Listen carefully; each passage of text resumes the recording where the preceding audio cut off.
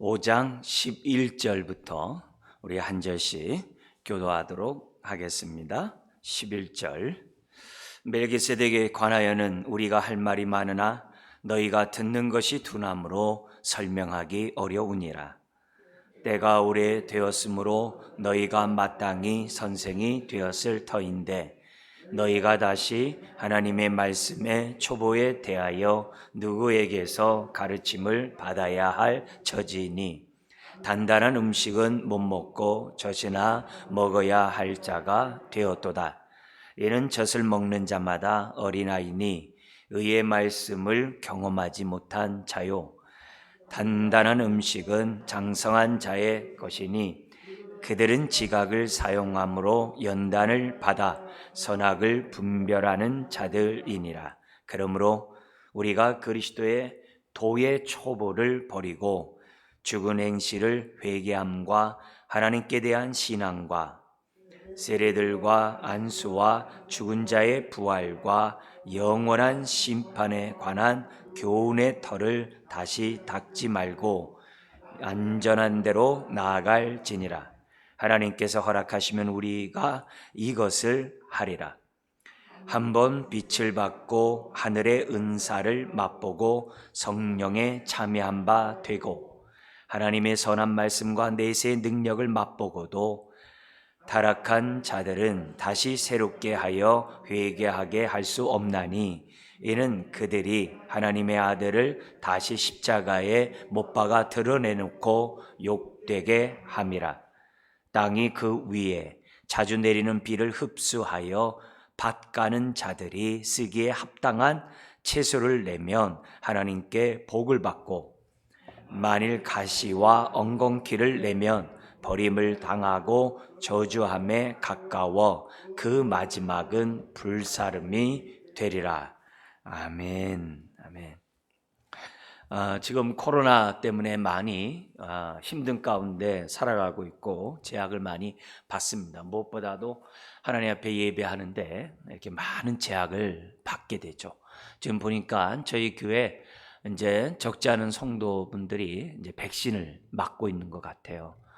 지금 잘하고 계시고 또 우리 교육자들도 이제 불시에 지난주에는 노쇼 때문에 두 사람이 맞았어요. 저는 6월 7일 날 맞거든요. 근데 어쨌든 저도 빨리 여러분들을 또 대면하고 또 여러분들도 교회 와서 또 이렇게 마음껏 예배하고 또 고자는 그런 날이 속히 올 수 있도록 또 백신에 또 적극 또 참여하시고 또 우리가 서로 만나서 또 소그룹도 하고 또 얼마나 좋겠어요. 그런 날이 속히 왔으면 좋겠습니다. 그래서 또 영상으로 드리는 여러분들도 또 건강한 가운데 다시 뵀으면 좋겠고요. 오늘 우리 히브리서 5장 11절에서부터 6장 8절의 말씀은 우리가 믿는 예수님 어떤 분인가 7번째 시간으로 거기 11절에 있는 것처럼 듣는 것이 둔하지 않도록 하십시오라는 제목으로 말씀을 나누기를 원합니다. 지금 5장에서부터 10장 18절까지 굉장히 많은 지면에 걸쳐서 예수님은 영원한 하늘의 대제사장입니다 라는 말씀을 지금 강조하고 있어요. 왜 그럴까요? 그 당시 성도들 가운데 다시 유대교로 돌아가는 그런 사람들이 있었는데 그들이 다른 거 아니라 예수님의 십자가의 의미, 그 죽음의 그 능력이 어떠함을 그들이 잘 몰랐기 때문이라는 거예요. 그들이 십자가의 그 의미와 능력을 잘 모르기 때문에 다시 유대교로 돌아간다는 거예요. 바로 그 십자가로 말미암아 단번에 영원히 완전히 우리 죄가 도말되었다는, 해결되었다라고 하는 이 엄청난 십자가의 의미와 능력을 깨달았다면 유대교로 돌아가지 않을 텐데 너희들이 모르기 때문에 지금 돌아가고 있다는 거예요. 그래서 히브리 기자는 많은 지면에 걸쳐서 예수님이 왜 대제사장이 되셔야 되는가, 왜 자신의 몸을 십자가에서 죽도록 내어줌이 되어야만 하는가, 그 내용을 많은 지면에 걸쳐서 설명하고 있습니다. 물론 십자가가 단순을 위해 죄만을 해결한 게 아니죠. 십자가의 능력은 우리로 하여금 하나님을 향하여 살아가게 하는 능력이 있죠. 그죠? 하나님을 향하여. 단지 죄사함, 죄로부터 해방만이 아니라 하나님을 향하여, 하나님을 위하여. 우리 이제 베드로 서신 같은 데서는 우리가 정말 죄사함 받는 것뿐만이 아니라 왕 같은 제사장으로 살게 하는 것이 바로 십자가의 능력이죠. 요한계시록에서는 나라와 제사장이 되게 해서 정말 하나님의 나라와 제사장으로서의 사역을 감당하도록 그 십자가의 그 능력이 있다라고 성경 말씀하고 있습니다. 그래서 우리가 여기서는 지금 히브리서에서는 아주 좁은 의미겠죠. 이제 우리가 우리의 죄가 단번에 영원히 완전히 해결되기 위하여 주님이 십자가에 죽으셨다. 또 그것을 위하여 예수님이 대제사장이 돼야 한다. 근데 그 대제사장은 지난주에 5장 1절 10절에 구약의 아론의 반차, 계열을 따라 제사장이 되는 것이 아니다. 왜? 그들은 여러모로 부족하고 자신들이 죄가 있어서 지성소에 갈 때마다 먼저 자신을 위한 제사를 드려야 될 죄인이다 이게. 이런 자가 어떻게 영원히 정말 완전히 그것도 단번에 죄 문제를 해결할 수 있냐 이게. 자기 죄 문제도 해결하지 못하는데 제사를 드려야만 하는 존재인데. 그래서 멜기세덱의 계열을 따라 예수님이 제사장이 되셔야만 한다는 것을 우리가 지난주에 말씀을 했어요. 그리고 나서 멜기세덱이라는 말을 하니까 이제 성도들의 신앙의 그런 수준을 생각하지 않을 수가 없는 거예요. 그래서 곧바로 7장에 멜기세덱에 관하여는 한다는 말을 멈춘 다음에 지금 뭐예요? 6장에 나와 있는 내용, 6장 20절까지 그 성도들의 이해를 돕기 위해서 지금 뭐예요? 권면의 말씀을 하는 거예요. 그러고 나서 이제 7장 1절에서 멜기세덱은 이렇습니다 라고 자기가 지금 어떻게 돼요? 멜기세덱의 반차를 쫓아 대제사장이 되신 예수님에 대해서 설명하는 것을 보게 됩니다. 안타깝게도 그 당시 성도들은 영원한 멜기세덱의 반차를 쫓은 영원한 대제사장이라는 그 의미를 잘 깨닫지 못했어요. 이미 시편 110편 4절에서도 우리 성부 하나님께서 예수님에게 보좌 우편에 앉아있는 그 예수님에게 너는 대제사장이라고 우리 하나님이 칭했다라고 하는 그 말씀이 있어요. 시편에. 그들이 또 뭐예요? 유대인들은 다 알고 있어요. 왜냐하면 메시아 110편이 메시아 시편이거든요. 다 암송하고 있다고. 예배 시간에 찬송 부르고 있다고. 근데 부르면서도 예수님이 하나님의 아들이 왜 대제사장이 되셔야 되는지를 잘 몰랐던 거예요. 안타까운 거죠. 아브라함에게 정말 축복 기도한 그 멜기세덱이 창세기에 있음에도 불구하고, 그죠? 자기 조상 아브라함이 멜기세덱을 통해서 정말 축복을 받았잖아요. 그걸 알았음에도 불구하고 그 멜기세덱이 제사장이라는 것을 또 시편 110편에서 멜기세덱의 제사장이란 말이 있음에도 불구하고 깨닫지를 못하는 거예요. 그러니까 멜기세덱에 대한 이 설명을 지금 하지 않을 수가 없는 거죠. 오늘 저와 여러분들이 성경을 읽을 때 듣기가 둔하면 안 돼요. 듣는 것이 둔하면 안 돼요. 왜냐하면 신앙은 듣는 데서부터 출발하잖아요. 믿음은 하나님의 말씀, 그리스도의 말씀을 듣는 데서 믿음이 생기잖아요. 신앙은 잘 들어야 되는 거예요. 잘 들어야 돼요. 그래서 쉐마 그러잖아요. 들어라. 잘 들어야 돼요. 잘 들어야 믿음이 생기고 잘 들어야 믿음 생활이 가능해요. 특별히 하나님의 말씀을 들을 때 듣기가 어려우면 빨리 우리가 깨달아야 돼요. 내가 어린아이구나. 내가 말씀을 들으면 다 이해하고 할렐루야 해야 되는데 들으면 도대체 저게 뭔가. 그러면 내 아이의 지금 현재 영적 상태가 어떤 상황인지를 저와 여러분들이 깨달으면 하는 거죠. 성경을 읽을 때에도 마찬가지예요. 이해하기가 어려우면 내가 영적으로 둔하구나, 어린아이구나, 빨리 내가 자라가야 되겠다. 그런 마음을 저와 여러분들이 가져야만 하는 거죠. 그래서 듣기를 더디하는, 정말 잘 깨닫지 못하는 그런 성도들에게 멜기세덱이란 말을 5장 11절에 하다가 6장 20절까지 그들을 위하여 정말 삽입절로 이렇게 설명하지 않으면 안 되는 어떤 거죠. 두 가지를 얘기를 합니다. 6장 8절까지 오늘 우리가 여기를 볼 텐데요.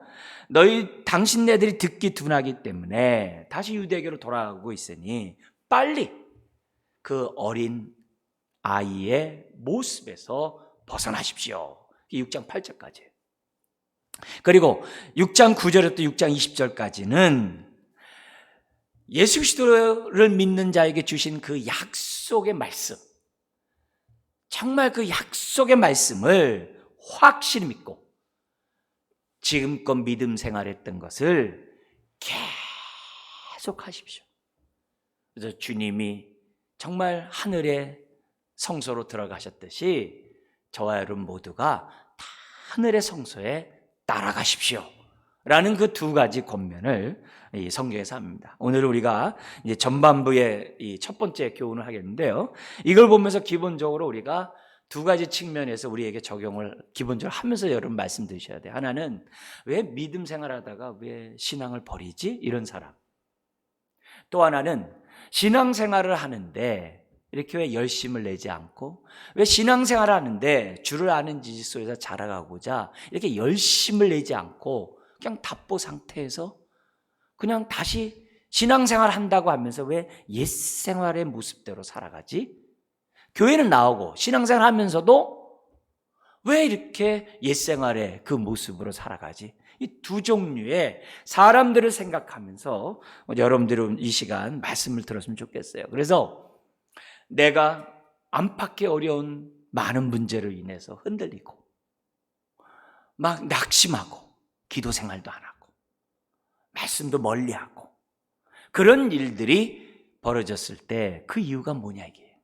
왜 나에게 이런 일들이 생겨나게 되는가. 거기에 대한 진단을 오늘 말씀을 통해서 하고 또 오늘 말씀이 주는 이 처방에 따라서 저와 여러분들이 딱 이렇게 어린아이에서 벗어나 장성한 자가 돼야 되겠다라고 결심하고 이 말씀에 따라 순종할 때 우리는 그만큼 정말 하늘의 은혜를 덧입는 저와 여러분들이 될 줄 믿습니다. 자, 그런 가운데 오늘은 좀 부정적인 의미로 왜 사람들이 듣기가 둔한가? 듣는 이유가 도대체 둔한 이유가 뭐냐? 세 가지를 오늘 이 말씀을 좀 나눠서 좀 설명하려고 하겠습니다. 첫 번째는 11절에서 14절에 있는 것은 뭐냐면 듣는 것이 둔한 이유는 다른 게 아니라 단단한 음식을 못 먹고 젖이나 먹는 어린아이 신앙을 가졌기 때문이라는 거예요. 왜 둔하냐? 어린아이라 이게. 단단한 음식을 못 먹는 어린아이기 때문에 듣기가 둔하다는 거죠. 이게 둔하다, 여기 둔한 것이 여기 뭐냐면 듣는 것이 둔함으로 요 말은 듣는 것에 있어서 둔한 상태가 되었다 이 말이에요. 되었다가 있다고요. 요 되었다. 어느 한 순간에 열심히 하나님을 알고 어느 순간에 열심히 예수님의 정말 복음에 대해서 관심을 가지고 십자가의 은혜가 저렇게 크구나. 어느 순간에는 정말 너무 좋아가지고 주님을 알고자 하고 말씀을 알고자 하고 복음을 알고자 하고 나름대로 열심히 했어요. 근데 어느 한 순간에 갑자기 둔해졌어요. 그래서 단어 자체가 열심을 내다가 갑자기 식어졌다 이게. 막 자전거를 막 열심히 페달을 밟다가 어느 순간에 페달을 안 밟아. 그러니까 어떻게 돼요? 자전거가 잘 나가다 어떻게 돼요? 천천히 가겠죠. 그 단어예요. 그러니까 어떤 계기로 둔하게 됐대. 그들에게 있어서는 뭐예요? 다른 게 아니죠. 밖으로는 핍박이요. 그죠? 많은 예수 그리스도를 믿는 것 때문에 핍박이 있잖아요. 그리고 유대 공동체에서 추방이요. 그러다 보니까 어떻게 돼요? 당장 먹고 사는 문제가 너무 힘든 거예요. 너무 힘든 이런 외적인 이런 모습이 나에게 오니까, 그리고 또 내면에서는 어떻게 돼요? 오늘 본문에 같은 이유가 있기 때문에 사람들이 어느 순간에 주님 앞에 나아가는 것을 갖다 멈춰버리는 거예요. 예. 어느 순간에 둔해버려요. 그 이유가 다른 게 아니에요. 겉으로는 환난이요 겉으로는 핍박이라고 말하지만 실제적으로 내면의 모습에 딱 들어가서는 어린아이라 이게. 어린아이래. 어린아이의 신앙을 갖고 있기 때문에 둔할 수밖에 없고 지금 어떻게 돼요? 설명하기 어려운 거예요. 멜기세덱의 반차를 따른 대제사장이다 그러면 구약에 예언되었던 그분이군요. 아멘 하고 정말 핍박이 와도 환난이 오더라도 정말 믿음을 가지고 주님 가신 그 길을 아멘 하고 따라가야 되는데 그러지 못해. 알고 봤더니 내가 어리다 이게. 그러면서 그 어림을 12절 13절에 설명하고 있다는 거죠. 그래서 12절 한번 읽어볼까요? 때가 오래되었으므로 너희가 마땅히 선생이 될 터인데 너희가 다시 하나님의 말씀의 초보에 대하여 누구에게서 가르침을 받아야 할 처지이니 단단한 음식은 못 먹고 젖이나 먹어야 할 자가 되었도다. 이는 젖을 먹는 자마다 어린아이니 의의 말씀을 경험하지 못한 자요. 여러분 여기서 보면 12절에 이런 말씀이 있어요. 하나님의 말씀의 초보에 대하여 누구에게서 가르침을 받아야 할 처지니. 받아야 할 처지니면 수동태 같아요. 근데 이 단어가 수동태가 아니라 능동태로 되어 있어요. 이건 뭐냐면 그만큼 안타깝다는 거예요. 그 어린아이 상태에서 머물러 있고 그 어린아이 상태에서 그 핍박도 견디기도 힘들 텐데 어린아이 상태에서 유대교로 돌아오라는 유혹을 받고 있는 그 상태를 보고 너무 안타까워서 거기에 머물지 말고 지금 뭐라는 거예요? 초보에 대해서 지금 어때요? 너희들이 지금 가르침을 받아야 될 처지니까 빨리 장성함에 신앙에 성숙하는데 너희 자신을 드려야 할 그런 상태가 되었다라고 지금 안타까워서 지금 하고 있는 말씀이에요. 되게 이런 안팎의 어려운 문제, 유혹이나 핍박으로 해서 이렇게 무너지는 이유를 보면 다른 게 아니거든요. 그 어린 그 상태에서 너무 거기에 그냥 자족하고 만족하고 그냥 거기에 그냥 머물러 있기 때문에 핍박을 오면 감당이 안 되고 유혹을 받으면 뿌리치지를 못한다 이게. 이런 일들이 우리들의 삶에 얼마나 많이 벌어지는 일인지 몰라요. 몰라요. 그러니까 이런 사람들의 특징은 뭐냐면 의의 말씀을 경험하지 못했다 그래요. 여기 의의 말씀은 이제 복음이겠죠. 의의 말씀을 그 예수 그리스도의 그 십자가의 그 복음의 그 말씀을 경험하지 못하니까 자꾸 사람들이 흔들리고 이리 왔다 저리 왔다. 누가 말하면 그렇고 누가 말하면 또 그런가 해서 사람들이 한다. 그러니까 결국 미성숙하니까 이런 일들이 벌어지고 있다는 거예요. 그러면서 뭐라고 그러냐면은 14절에 그러나 이렇게 돼 있어요. 단단한 음식은 장성한 자의 것이니 그들은 지각을 사용함으로 연단을 받아 선악을 분별하는 자들이니라.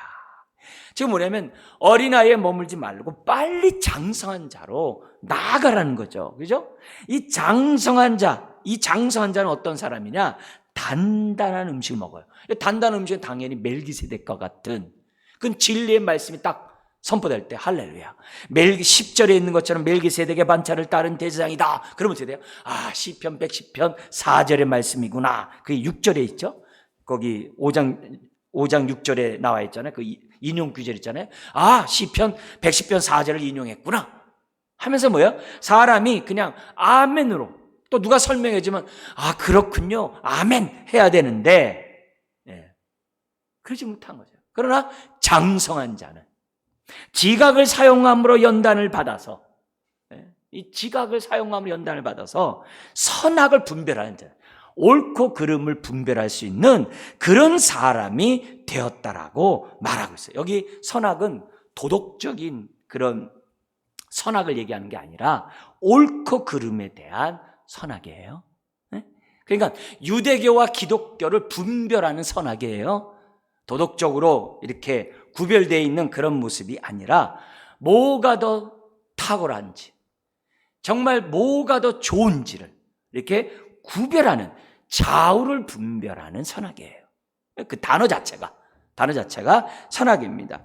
그래서 우리가 보통 우리가 선악을 얘기할 때는, 우리가 도덕적으로 얘기할 때는 어떻게 돼요?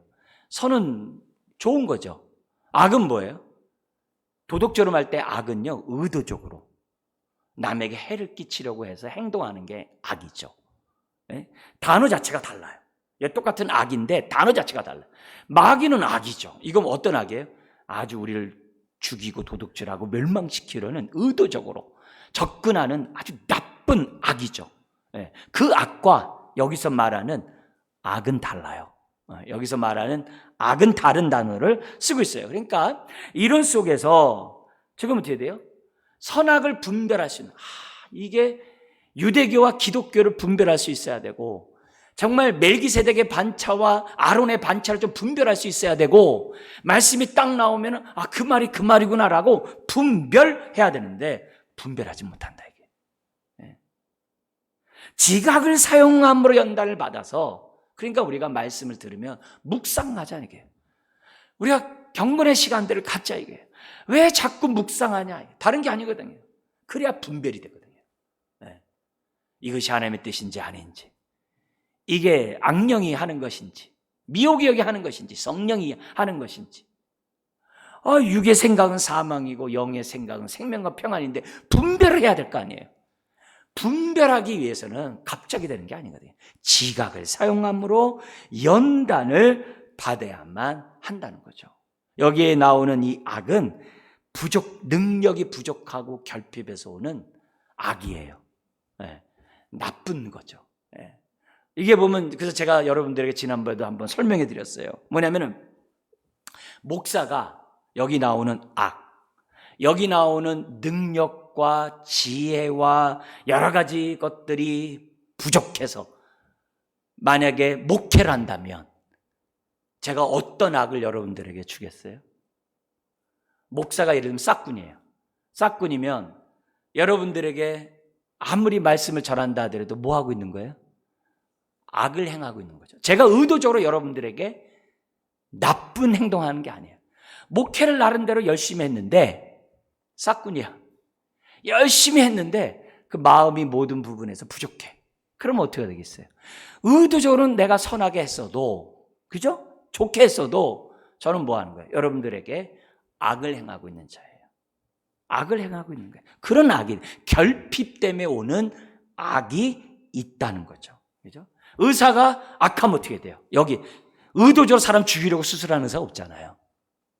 근데 실력이 부족해서 잘못해서 해를 끼칠 수 있잖아요. 바로 그 악을 말해요. 단어 자체가 그 악이에요. 부족함으로 남에게 피해를 주는 악. 얼마든지 우리들의 삶 속에서 결핍 때문에, 부족함 때문에 지금 어떻게 돼요? 상처를 줄 수 있어요. 그잖아요. 부모가 자식을 사랑하는데 자식 잘못되라고 하는 부모가 어디 있어요? 부모가 자식에게 사랑을 줬는데 자식이 삐뚤어요. 그러면 부모의 그 사랑은 순수하고 좋잖아요. 근데 뭐예요? 아이의 마음을 헤아리지 못한 그 결핍이 있다든지 여러 가지 부족한 게 있잖아요. 부모는 정말 사랑했어요, 온전히. 근데 부모가 미성숙함으로 자식에게 해를 줄 수 있거든요. 해를 줄 수 있거든요. 바로 그 악이에요. 그러니까 그런 것들을 우리들이 분별해서 부족한 것을 어떻게 해야 돼요? 채워가야죠. 모자라는 부분들을 채워가야죠. 그렇지 않고 어린아이 상태로 그냥 있으면 어떡하겠어요? 남에게 해를 끼치잖아요. 야, 기독교 별거 아니란다. 야, 유대교로 가자야. 이런 식으로. 자기는 결핍으로 어린 신앙을 갖고 있는데 다른 사람들을, 또 다른 어린 사람들 미혹해가지고서 유대교로 가자. 얼마든지 그럴 수 있잖아요. 얼마든지. 하나님의 뜻을, 선악을 분별하지 못함으로, 하나님의 선하시고 기뻐하시고 온전한 뜻을 분별하지 못하기 때문에. 그러므로 우리의 삶도 마찬가지예요. 내가 미성숙하면, 어린아이가 되면요, 잘못된 것을 선택할 수 있어요. 그리고 내가 잘못된 길로 갈 수 있어요. 아, 이게 하나님의 뜻이야 해놓고 엉도 안 들고 가요. 이게 하나님이 기뻐하는 뜻이야. 그리고 자기 욕심에 따라 사람들이 뭐예요? 갈 수뿐만 아니라 다른 사람에게 해를 끼칠 수가 있는 거예요. 만약에 지도자가 결핍함으로 잘못된 선택해 보세요. 그 밑에는 다 힘든 거예요. 다 힘든 거예요. 그렇기 때문에 내가 듣기가 둔한 어린아이가 딱 됐으면 뭐 하자는 거예요? 빨리 장성해서 이 부족함과 결핍을 채워가자는 거예요. 그래서 나의 생각이 하나님의 생각과 일치하고 나의 뜻이 하나님의 뜻과 일치하는, 내 마음이 정말 주님의 마음과 일치하는 그런 삶을 살아가고자 우리가 뭐 하는 거예요? 열심을 품고 하나님 앞에 매달려야 되는 거죠. 그러므로 여기서 분명히 알아야 될 것은요, 신앙은 나이가 먹듯이 저절로 자라가는 게 아니에요. 20, 30 믿어도 말씀의 초보의 도에 얼마든지 머물 수가 있어요. 제가 60년 동안 밥을 3끼 먹고 살았거든요. 근데 음식을 잘 요리를 못해요.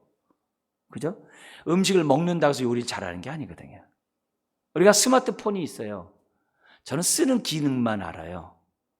근데 기능이 굉장히 많잖아요. 저는 투지폰 쓰나 그거 쓰나 동영상 차이가 있는 거지 별 차이가 없어요. 네? 여러분, 우리들의 많은 부분에 있어서 스마트폰을 갖고 있지만 정말 투지폰 쓰듯이 스마트폰을 쓰는 사람일 수도 있는 거고, 정말 우리가 모든 그렇게 모르는 게 많아요. 자녀를 출산하고 양육하는 거, 그게 저절로 되는 게 아니거든요. 네? 저절로 되는 거예요. 그래서 첫 아이를 키우는 게 그렇게 힘든 거예요. 네? 저희 부모같이 그냥 5명 키워놓으면 그냥 알아서 잘 크거든요. 여러모로. 그러니까 이게 쉬운 부분이 아니거든요. 그러니까 모든 게 다 그래요. 학교를 갔다 뭐 가방만 들고 다닌다고 다 합니까? 아니죠. 자기 나름대로 어떻게 돼요? 열심히 해야죠. 그래야 교과 내용을 아는 거죠. 그래서 우리가 젖을 먹는 자가 아니라 단단한 음식을 먹어야 어떤 안팎의 상황에 어려운 일이 있어도, 핍박이 있거나 유혹이 있다 할지라도 우리가 어떻게 돼요? 흔들리지 않을 수가 있는 거죠. 그래서 내가 말씀을 듣는 것이 둔하다 그러면 뭐예요? 빨리 정신 차려서 내가 어린 신자구나. 내가 빨리 단단한 음식을 먹을 수 있도록 내가 뭐예요? 지각을 사용함으로 연단을 받는 그런 삶을 내가 살아야 되겠구나. 말씀을 읽다가도 모르겠다 이런 게 아니라, 대충 읽는 게 아니라 내가 모르는 부분이 있으면 알게 해달라고, 또 옆에서 또 가르쳐 달라고 하면서 열심히 해야 돼. 그래야 안팎에 어려운 일이 있을 때 흔들리지 않을 수 있는 거예요. 주님 가신 그 길을 갈 수 있는 거예요.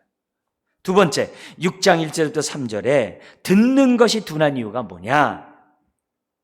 완전한 데 나가지 않고 초보의 도의 말씀에 멈춰있기 때문이라는 거예요. 그냥 어린아이의 뿐만이 아니라 그냥 거기에 그냥 자족하면서 멈춰있기 때문에 듣는 것이 둔하다는 거죠. 그래서 앞에 분과 연결된 부분이죠.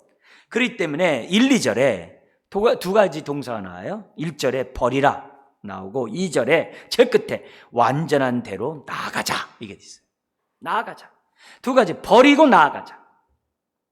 날마다 버리고 나가자. 옛사람을 버리고 새사람을 날마다 덧입듯이. 그죠? 정과 욕심을 십자가에 못 박고 날마다 새사람을 덧입고 하나님에 향해 나아가듯이 저와 여러분들의 신앙은 멈추면 안 돼요. 계속 자라가야 돼요.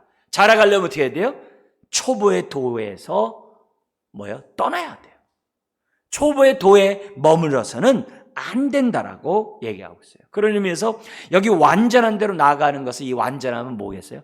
도덕적으로 막 거룩하고 아주 막 성결하고 그런 의미보다도 뭐겠어요?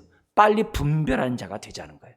기독교하고 유대교조차도 분별하지 못하는 그런 믿음의 수준이 아니라, 십자가가 밝히 드러났음에도 불구하고 십자가의 의미가 도대체 뭔지도 모르면서 그냥 살아가는 것이 아니라, 십자가를 통해 이루신 하나님의 그 크신 놀라운 뜻을 내가 잘 분별할 수 있을 때까지 십자가의 그 능력이 내 안에 온전히 나타날 때까지 우리가 뭐예요? 완전한 대로 나가자.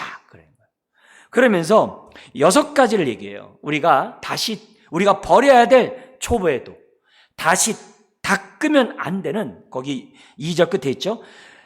교훈의 털을 다시 닦지 말고 다시 닦아서는 안 되는, 그 초보에도 6가지가 있어요. 근데 이 6가지는요, 오늘날 우리 한국교회에서 성장반의 주제예요. 근데 안타깝게도 이 주제에서 계속 쳇바퀴 돌고 그냥 거기에서 그냥 나 성경 공부했네, 나 성장만 했네 하고 멈춘다는 거예요. 더 나아가야 되는데 요 아주 초보의 도에 머물러 있어요. 그래서 한국교회에서 성경 공부한다 그러면 여기에 머물러요. 그 다음에 나가지 않아요. 문제가 보통 많은 게 아니죠. 왜냐하면 이런 초보의 독 가운데 있다가는 선악을 분별하지 못해요. 이런 초보의 독 가운데 있다가는 핍박이 오면 무너지고 유혹이 오면 흔들리게 돼 있는 거예요. 삶이 여러 가지 어려운 일 많이 있을 수 있잖아요. 힘든 일이 있을 수 있잖아요. 그럼 흔들려 버리는 거예요. 기도 안 해요. 예배 드리는 것도 재미가 없어요. 말씀 안 읽어요. 이런 모습으로 가면 안 된다는 거죠. 자, 그러면 그 초보의 도, 우리가 여기에서 벗어나야 될 초보의 도가 뭔지 잠깐만 보면은, 첫 번째는 뭐냐면 죽은 행실을 회개함에 관한 거죠. 여러분, 우리가 회개할 때 악한 행실만 회개하면 안 돼요. 예수를 처음 믿을 때 회개하잖아요. 악한 행실은 뭐예요? 내가 남에게 잘못한 행동 막 이런 거 있잖아요. 그건 다 악한 행실이에요. 근데 본질적인 걸 회개해야 돼. 그게 뭐예요? 죽은 행실을 회개해야 돼. 죽은 행실.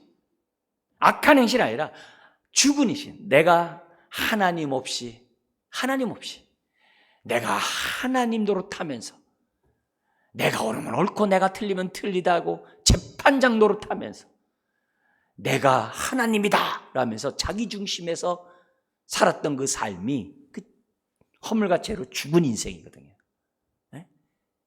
그것을 회개를 해야 돼요. 죽은 행실을 회개해야 돼요. 그리고 나서 도덕적으로 내가 악한 행실을 회개하는 자가 돼야죠. 그래서 예수를 나의 구세주로만 믿으면 안 돼요. 나의 주님이라고 반드시 고백해야 돼요. 이전에 내가 내 인생의 주인이 나인 것을 회개합니다. 이건 내가 허물과 죄로 죽었기 때문에 이렇게 살았네요. 용서해 주세요. 내 인생의 주인 앞으로 우리 주님만이 제 인생의 주님입니다. 이게 반드시 들어가야 돼요. 이게 안 들어가면 안 돼요. 그래서 이 죽은 행실을, 그러니까 유대교에서 기독교로 온 건 뭐예요? 죽은 행실에서 기독교로 온 거란 거죠. 예수님도 유대인이 그랬잖아요. 너희 아비는 마귀니라 그랬잖아요. 죽은 데서 온 거예요. 유대교를 염두에 둔 거죠. 그리고 회개하고 거듭났으면 어떻게 해야 돼요? 다음은 하나님을 향해서 신앙을 갖고 살아가죠. 여기 그래서 하나님에 대한 신앙은 하나님에 대한 신뢰를 말해요. 하나님은 이런 분이시고, 하나님은 약속하신 바를 반드시 이루시는 분이시고, 하나님은 선한 목자시고, 이서부터 시작해서 하나님의 약속의 말씀을 신뢰하는 신앙. 그죠? 하나님 존재보다도 그분에 대한 정말 그 신앙 속에 의지하는 그 신앙을 지금 두 번째로 얘기하고 있어요. 그러면서 여기 또한 세례들 그래요. 여러분, 세례는 하나예요. 세례는 두 가지가 아니에요. 근데 여기 세례들이라고 한 것은 뭐냐면, 유대인들은 세례만, 우리가 흔히 받는 세례만이 아니라 정결의식을 해요. 정결의식. 예배 그냥 드리지 않아요. 항상 이렇게 목욕을 하고 정결탕에 들어가서 깨끗하게 한 다음에 예배를 드려요. 항상. 그런 걸 포함하는 그런 세례에 관한 그런 가르침. 근데 이런 세례가 참된 의미가 뭔지 앞에서 배웠잖아요. 뭐예요? 세례는 주님과 함께 죽고 주님과 함께 부활하는 것이요. 세례의 참된 의미는 그리스도의 할례만이 참된 할례요. 그것이 참된 세례입니다. 이미 앞에서 했단 말이에요. 그러니까 그런 내용들에 대해서 분명히 알라는 거예요. 다시 그런 것들을 너희들에게 설명하지 않도록 하라 이거죠. 네 번째는 뭐예요? 안수. 안수는 이제 세례와 연관되어 있고, 안수의 핵심의 가장 기본적인 게 뭐냐면 크리스찬의 한 일원으로서 이렇게 받아주고 그로 하여금 역할을 주는 것이 안수의 기본적인 의미예요. 그래서 집분자에게 안수를 하죠. 또 예수님이 축복할 때도 안수를 하죠. 구약에서는 자기 죄를 갖다가 짐승에게 안수함으로 죄를 전가하죠. 그런 의미가 이제 안수에 여러 가지 의미가 있어요. 그러나 또 사도들은 성령이 임하는 데 있어서 안수를 해요. 그래서 안수의 그 의미에 대해서 지금 뭐냐면 배웠다 이거죠. 심지어는 죽은 자의 부활. 당연히 그들이 배웠잖아요. 근데 그걸 또다시 지금 어떻게 돼요? 설명해야 될 처지가 됐으니 이 얼마나 안타까운 일이에요. 또다시 설명 안 되잖아요. 그리고 영원한 심판. 그 심판의 심판주가 예수님이라는 사실. 이런 것들에 대해서 그들이 배웠거든요. 근데 그런 걸 또다시 가르쳐야 되고 거기서 이렇게 그 의미도 제대로 깨닫지 못하고 있다고 한다면 그거는 미성숙한 거고, 그러기 때문에 듣기에 둔한 사람이 된다는 거죠. 그러나 3절에 하나님께서 허락하신 우리가 이것을 하리라. 버리고 완전한 데 나아갈 수 있는 저와 여러분들이 될 수 있다는, 그런 의미에서 이 아침에 이 말씀을 놓고 나에게 적용을 해보셔야 돼요. 뭐냐? 나는 지금 완전한 데 나아가기 위해서 지금 어떠한 열정을 가지고 어떻게 나는 지금 신앙생활하고 있는가? 이 정도면 됐어. 더 배울 게 뭐 있어. 이 정도면 남보다 많이 알아. 이렇게 하고 있는가? 아니면 정말 내가 흔들릴 때마다 하나님 살아계시는 거 맞나? 하나님이 내 기도 들어주는 게 맞나? 이런 의심이 오고, 정말 내가 뭔가 이렇게 자꾸 그런 불안한 마음이 올 때마다 이게 미성숙하구나 라고 깨닫고 있는가? 그것을 우리들이 내 모습을 봐야 돼요. 여러분, 목사가 성장하기를 멈추는 순간 해는 성도들이 고순하게 받습니다. 그래서 목사인 저는 끊임없이 하나님 말씀 연구하고 끊임없이 하나님 앞에 기도해요. 말씀의 지혜와 지식과 말씀의 능력을 달라고 하나님 앞에 기도해요. 끊임없이 하나님 말씀을 묵상하면서 지금도 살아가요. 왜요? 결핍의 악을 행하지 않으려고, 부족함에 해를 끼치지 않으려고, 미성숙함에 악을 행하지 않으려고 목사는 노력을 하고 있어요. 여러분, 부모가 자녀에게 악을 끼친다는 게 말이 됩니까? 말이 안 되죠.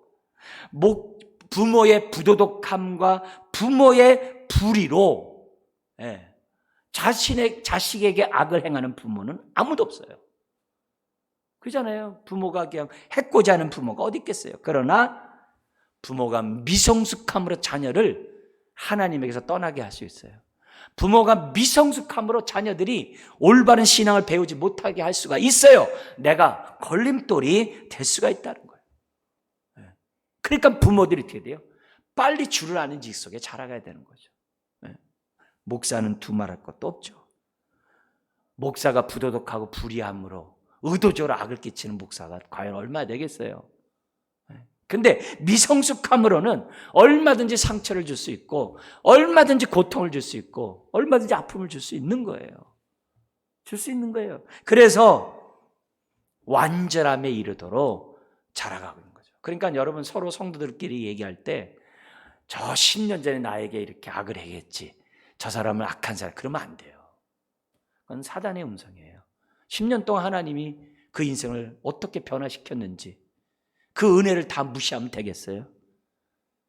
얼마 전에 나에게 악을 행했다고 해서 저 사람은 악한 사람이야, 그 단정 지으면 그건 사단이 하는 일이지, 그 성령님이 하는 일이 아니잖아요.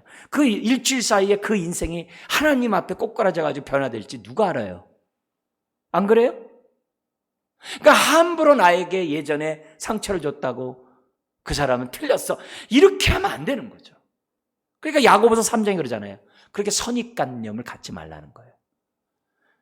그거는 화평하는데 해가 된다 그랬어요. 사람들에게 선입관념 가지면 안 되는 거죠. 그냥 오히려 내가 상처를 받으면 내가 미성숙해서 나도 상처받았네. 하나님, 내가 상처받지 않을 정도로 오히려 나에게 상처 준 사람을 기도하고 상처 준 사람을 위해서 긍휼히 여길 정도로 빨리 장성한 자가 되게 해주세요. 이렇게 기도하는 게 맞죠. 상처 준 사람만 미워하고 받은 나에 대해서 가만히 있으면 그게 뭐예요? 어떠한 안팎의 어려운 일이 있어도 흔들리지 않는 저와 여러분들. 그래서 이웃에게 유익과 덕을 주는, 그게 로마서 삶의 예배의 하이라이트 15장의 내용이잖아요. 삶의 예배 하이라이트가 뭐예요? 이웃에게 유익과 덕을 끼치는 거거든요. 약한 자의 약점을 감당하는 것이 참된 삶의 예배라고 그랬잖아요. 그렇게 될 때까지 저와 여러분들이 어떻게 돼요? 빨리 자라가야 되는 거죠. 왜 시민의식이 좋아야 돼요? 그래 옆에 사람에게 해를 끼치지 않잖아요. 우리가 빨리 믿음이 자라가야 되는 이유는 다른 게 아니거든요. 다른 사람에게 해를 끼치지 않아야 되잖아요. 유익이 돼야 되지 않냐 이게. 그런 의미에서 우리는 초보의 도에 머물지 말고 완전한 대로 나아가고자. 그래서 결핍의 악에서 벗어나게 해달라고 하는. 그래서 어제의 나가 아니라 정말 하늘의 나가 될 수 있도록 우리가 살아가는 것. 그래서 서로를 위해서 기다려주고 서로를 위해서 기도해주고 그런 것들이 교회에서 신앙생활인 거죠. 세 번째, 왜 듣는 것이 둔한가? 6절에서 4절에 또 8절에 있습니다. 다른 이유는 아니에요. 십자가의 의미와 능력을 제대로 깨닫지 못하기 때문에 듣는 것이 둔하다는 거죠. 4절부터 6절까지는 한 문장이에요. 한 문장이에요. 근데 뭘로 시작하냐면 불가능하다라는 것으로 제일 먼저 시작을 해요. 거기 우리 6절 중반절에 있죠. 회개하게 할 수 없나니, 그 단어예요. 그러니까 4절은 처음부터 그래요. 할 수 없습니다. 그건 불가능합니다. 그냥 어렵다는 게 아니라 그건 절대 할 수 없습니다라고 딱 시작을 해요. 뭘 절대 할 수 없느냐? 이런 자들은요 회개할 수 없다는 거야. 다시. 그러니까 무서운 얘기예요. 이거는 경고성 권면을 함으로 유대교로 가지 말라는 거예요. 그리고 이미 유대교로 가버린 사람들은 그런 자들이라는 거예요. 굉장히 무서운 말이에요. 여러분, 문장에 주어 동사가 있잖아요. 1절부터 3절까지는 우리가 주어예요. 근데 4절부터 8절까지는 그들이 주어예요. 이게 벌써 이렇게 대조가 되고 있어요. 자, 그렇기 때문에 이 내용이 보면 46절까지 한 문장이라고 했어요. 그 한 문장의 내용을 한번 보도록 하겠어요. 여기 이렇게 돼 있어요. 한번 빛을 받고 하늘의 은사를 맛보고 성령에 참여한 바 된 자들. 여기 한번 빛을 받는다는 이 단어가 요즘에는 이런 말을 잘 안 써요. 근데 초대교회에서부터 종교개혁 시대까지 글을 보면은 교회의 글들이 있잖아요. 글을 보면요. 이 빛을 받다가 은혜를 받다. 세례를 받을 때 이 표현을 써요. 세례를 받을 때 빛을 받았다라고 그래요. 초대교회 그런 단어들을 많이 썼어요. 그러니까 세례를 받는 거. 세례 받을 때는 어떻게 돼요? 은혜를 받는 시간이잖아요. 그잖아요. 세례를 받을 때 그냥 받아요? 그게 뭐예요? 하나님의 영광의 주님을 만나는 시간이잖아요. 회개가 있고 이제는 하나님 뜻대로 살겠다고 하는 그 각성이 있는 그 시간이 뭐냐면 비침을 받는 거예요. 근데 이 한 번은 한 번하고 끝나는 게 아니라 한 번 받고 계속한다는 한 번이에요. 단어 자체가. 한 번 빛을 받은 사람은 계속 빛 가운데 거한다 이 말이에요. 그 한 번이에요. 그래서 한 번 빛을 받고 그 다음에 어떻게 돼요? 하늘의 은사를 맛보고. 여기 은사는 우리가 흔히 말하는 무슨 은사 있잖아요. 막 신유의 은사 그런 은사가 아니에요. 이 은사는 하나님이 값없이 주신 선물의 은사예요. 단어 자체가 원래 달라요. 그래서 빛을 딱 받으면, 세례를 받으면요, 하늘의 선물, 하늘의 은혜를 사람들이 돼요 맛보게 돼요. 나 같은 자를 위하여 주님이 십자가에서 죽으시다니. 그 은혜를 맛봐요. 하늘의 영광을 맛봐요. 맛봐요. 이런 사람은 또한 어떻게 돼요? 당연히 성령에 참여한 자가 된 거죠. 그래서 고린도전서 12장 13절에 유대인이나 헬라인이나 종이나 자유인이나 다 한 성령으로 세례를 받아 한 몸이 되었고 또 다 한 성령을 마시게 하셨느니라. 세례를 받은 걸 갖다가 마셨다고 그래요. 예수님을 믿는 걸 갖다가 성령을 마셨다라는 표현을 썼어요. 그래서 고린도전서 6장 19절에서는 주님의 핏값으로 산 너희들은 성령의 전인 줄 알지 못하느냐 이렇게 돼 있어요. 그래서 빛을 받고 은사를 맛본 사람들은 다 성령에 참여한 자가 된 거예요. 이건 기본이에요, 기본. 그런데 다시 유대교로 돌아가? 그 사람은 빛을 받은 사람이 아니야 라고 하는 거예요. 예를 들면은 빌립 집사가 사마리아에 가서 전도를 할 때 따라 붙었던 마술사 시몬이 있어요. 그렇죠? 같이 전도도 하고 같이 열심히 따라다녔어요. 근데 예루살렘에서 베드로가 하는데 이건 더 센 성령을 물 붓듯이 쏟아주는 능력을 행하는 거예요. 그러니까 마술사 시몬이 얼마 주면 나도 그거 배울 수 있어요? 했던 그 마술사 시몬이 있어요. 그 시몬에 대해서 뭐냐면 그 사람은 세례를 받았지만 빛을 받지 못한 자라고 초대교회에서부터 해석을 해온 거예요. 세례는 받지만 형식적으로 받았다는 거예요. 세례는 받았지만 회개도 없는 거예요. 세례를 받았지만 하나님의 빛을 받지 못하면서 세례를 받은 사람들이 있다는 거예요. 그렇기 때문에 어떻게 돼요? 너희들은 유대교로 갔다는 거예요.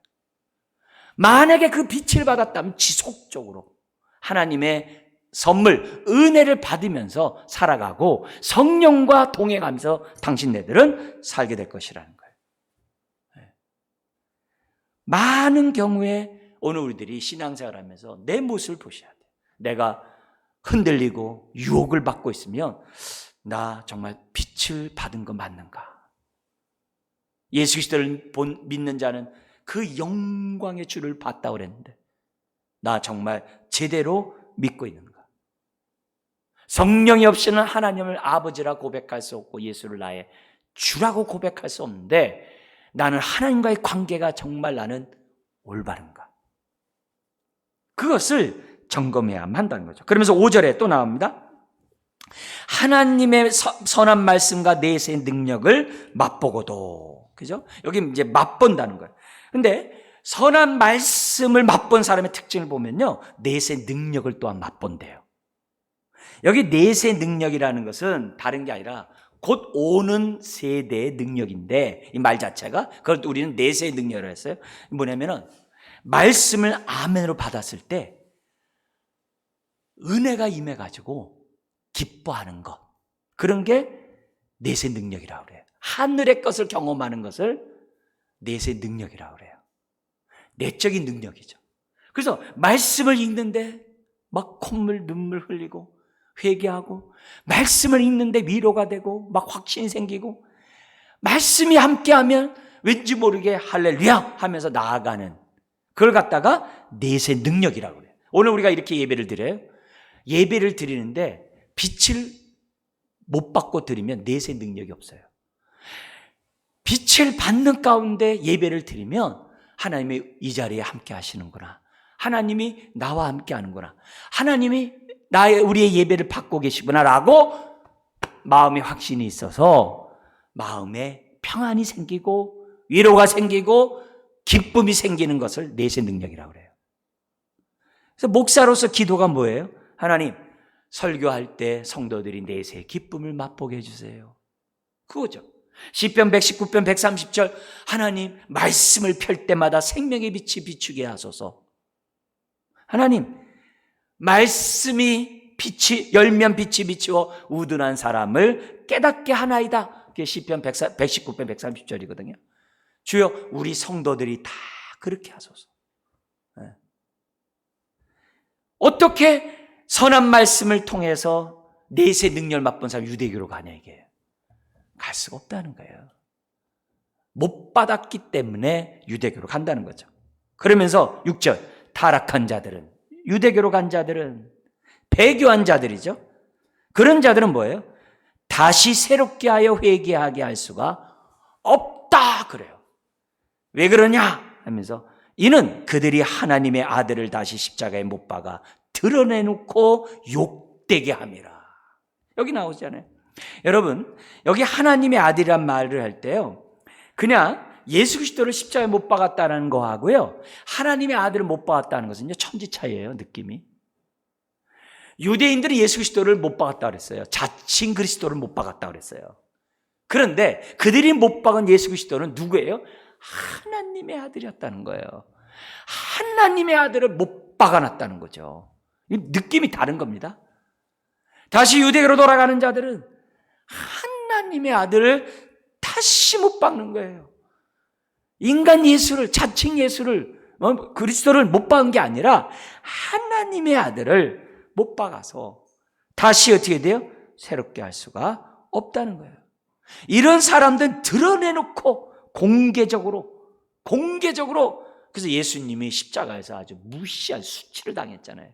드러내놓고 수치를 당하겠잖아요. 옷 다 벗겨놓고 수치를 당하겠잖아요. 또다시 그런 죄를 범하는데 어떻게 회개케 할 수 있냐, 이게 없다. 이게 당신네들이 유대교로 돌아가는 것은 배교하는 것이요, 다시 십자가를 못 받는 거다, 이게. 예.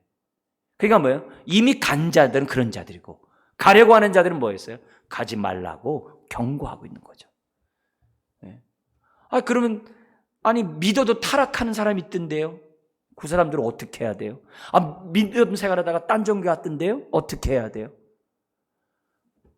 이렇게 얘기하겠죠. 그냥 문자가 들어, 믿어도 타락할 수 있어요. 그러면 이제 자유의지를 강조하는 신앙인이 돼요. 그럼 늘 불안해요. 신앙생활이 늘 불안해요. 그냥 계속 막 열심을 내야 돼, 자기 열심을. 여러분, 그러나 한 번 비침을 받은 사람들은 하나님의 견인, 끝까지 우리를 붙잡아 주시고 우리를 하나님 보좌로 인도한다는 그 견인, 그걸 믿는 사람들은 어떻게 돼요? 그렇게 하지 않죠. 나의 나됨이 하나님의 은혜다 하면서 하루하루 감사하면서 살죠. 강박으로 신앙생활하지 않죠. 차이가 있죠. 그래서 이 본문을 갖다가 우리는 뭐예요? 애당초 그런 빛을 보지 못한 자들이라는 거죠. 또 이것이 증거할 수 있는 이유가 7절 8절 때문에 그래요. 7절 8절에 보면요, 씨가 달라요. 뭐냐면 가시와 엉겅퀴를 내는 씨와 합당한 채소를 내는 씨가 달라요. 그죠? 합당한 채소 씨가 가시 엉겅퀴 내지 않잖아요. 씨가 다르다는 얘기는 무슨 말이에요? 교회 안에 있어도 씨가 다를 수 있다는 거예요. 교회 안에 있어도 빛을 받은 사람이 있고 빛을 받지 못한 사람이 있다는 거예요. 네? 여러분은 어떤 사람이세요? 여러분 어떤 사람이세요? 네? 나는 누구냐, 이게. 네.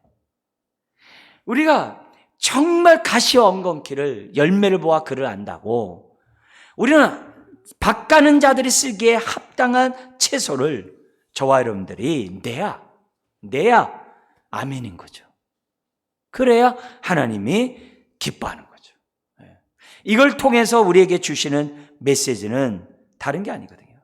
정말 십자가의 의미와 그 능력을 깨달았다면 유대교로 갈 수 없어요. 오히려 더 완전한 대로 결핍의 악에서 벗어나고자 몸부림친다는 거죠. 주일날 예배만 우리가 드리면서 말씀 듣고 나는 주일날 예배 드렸고 말씀 드려도 됐어. 그렇게 어린아이 속에서 있으면 안 돼요. 주일날 오후 예배, 수요일 예배, 새벽 예배, 끊임없이 교회에서 목회자가 말씀을 가르치고 여러분들을 온전케 하려고 하는 거기에 여러분들이 어떻게 돼요? 사모함으로 달려들어야죠. 그래야죠. 이 험난한 세상 어떻게 사시려고 그러세요? 어떻게 사시려고 그러세요? 그런 의미에서 우리는 십자가의 그 의미와 그 능력을 제대로 깨달아서 젖 먹는 아이에서 단단한 음식을 먹는 자가 돼야 되고, 지각을 사용하지 못하는 자에서 사유하는 자가 돼야 되고, 선악을 분별하지 못한 자에서 분별함으로 십자가를 욕되게 하는 일들을 해서는 안 되는 거죠. 여러분, 사람들이 왜 신앙생활 하다가 딴 길로 가요? 빛을 못 받아서 그래요.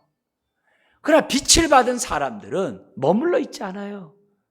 계속 자라가고자 몸부림치고 있어요. 그래서 기억하십시오. 어느 순간에 내가 듣기가 둔해졌는지, 핍박입니까? 여러 가지 삶의 어려움입니까? 세상의 유혹입니까? 어느 순간에 내가 성경 읽는 것도 멀리하고 예배도 막 그렇게 사모하지 않고 어느 순간에 이렇게 됐냐 이게.